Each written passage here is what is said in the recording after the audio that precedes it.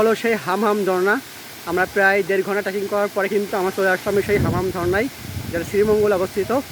তো যারা শ্রীমঙ্গলে ঘুরতে আসবেন চায়ের বাগান, তাহলে অবশ্যই কিন্তু এই হামহাম ঝর্ণাটা ঘুরে যাবেন।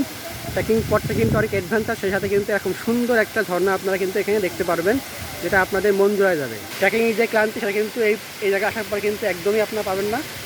এই ঝর্ণা পানিতে গোসল করার মাধ্যমে কিন্তু আপনাদের ক্লান্ত একদিন সম্পূর্ণ দূরে যাবে। তো অবশ্যই শ্রীমঙ্গলে যারা আসবেন তারা অবশ্যই হামহাম ঝর্ণাটা ঘুরে যাবেন।